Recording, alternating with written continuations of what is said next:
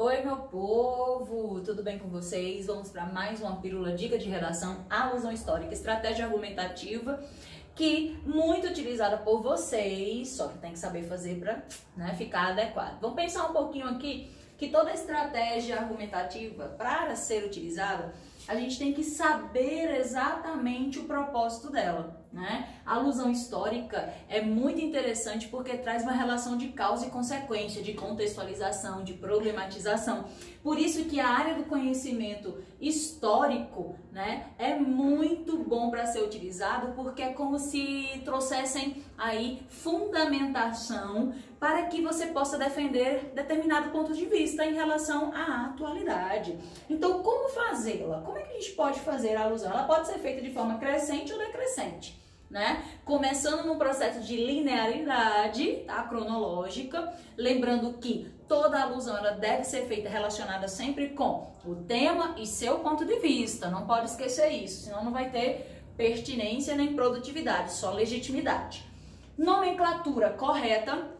Eu trouxe alguns exemplos aqui, porque o exemplo de texto que eu coloquei foi em relação ao meio ambiente. Então, a gente tem Revolução Industrial 1 e 2, Rio mais 20, Agenda 21, American Way of Life. Coloquei fora de ordem, né? Mas é muito importante que vocês façam uma linha temporal dos fatos históricos mais marcantes em relação a vários temas, né? E várias situações e problemas. Temporalidade. É muito importante marcar a temporalidade, relacionando essa temporalidade com o hoje, com a atualidade, numa relação de causa e efeito, tá? Contextualização. O que, quem, como, porquê, quando e onde ajuda muito você a fazer uma alusão histórica que traga interpretação, análise e comentário opinativo, né, referente à situação problema. É uma boa dicasinha para você nunca esquecer uma estratégia argumentativa como alusão histórica. Eu sempre tenho que ter uma condução. O que, quem, como, porquê, quando e onde. E a relação com o tema e a tese vai depender da estruturação que você vai expor essa alusão histórica, tá? Lembrem-se, cuidado para não fazer do seu texto uma exposição apenas. Tem que ser expositivo, argumentativo. Tem que usar a alusão histórica para trazer ponte argumentativa para a situação problema. Vamos ver esse exemplo aqui, né? Vou imaginar que você tenha lido a coletânea, analisado o tema, né? O tema seria meio ambiente, lixo e consumo. Lembrando que tem que transformar em pergunta, dividir o tema em partes, não esquecer nenhuma das partes para serem discutidas na tua dissertação, né?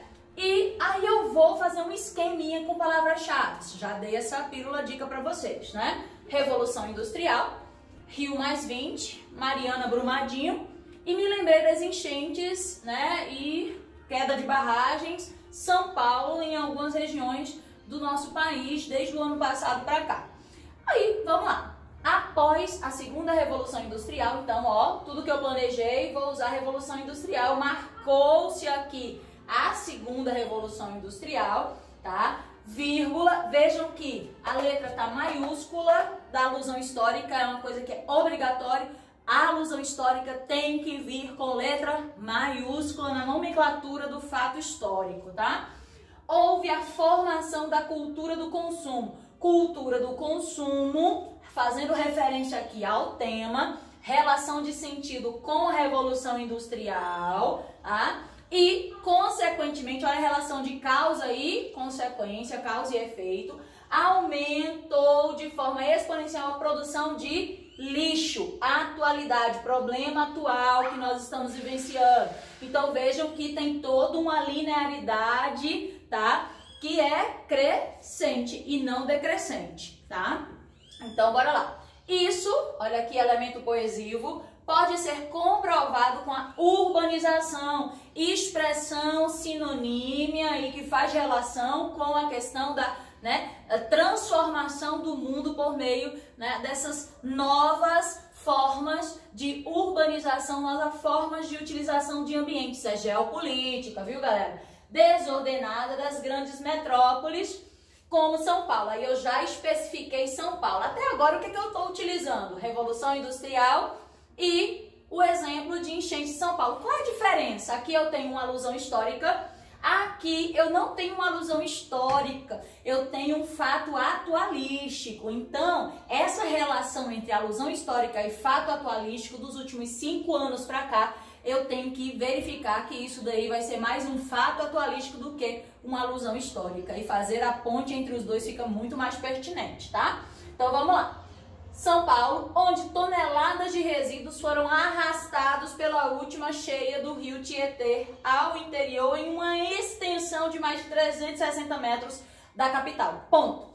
Tá? Eu tenho exposição, eu tenho opinião quando eu falo de desordenada, expressão que traz opinião. A opinião ela pode vir em uma expressão, tá? Eu tenho, sem dúvida, comparação entre o antes e o recente, o atual, tá? E nós vamos perceber que esse período ele vai ter consequências, tá? Assim, vírgula, os efeitos da concepção American Way of Life. Caramba, American Way of Life, ele é aí um fato histórico, ele é uma situação, ele é uma concepção histórica? Sim, é uma concepção histórica pós-revolução industrial. Então, o que a gente vai perceber? Que eu faço, né, alusão histórica, trago para o hoje com a questão das enchentes, depois retomo a perspectiva histórica com, né, diversidade vocabular.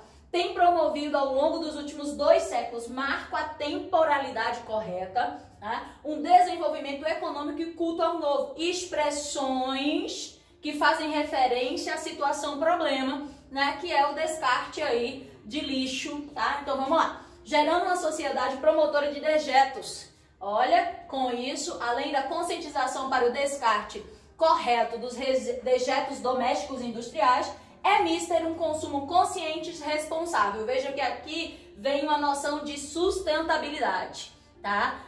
Olha, riqueza vocabular, fundamentação em alusão histórica. A alusão histórica ela deve estar marcada, nomenclatura correta, temporalidade, seja crescente ou decrescente, relação com o tema e com a opinião.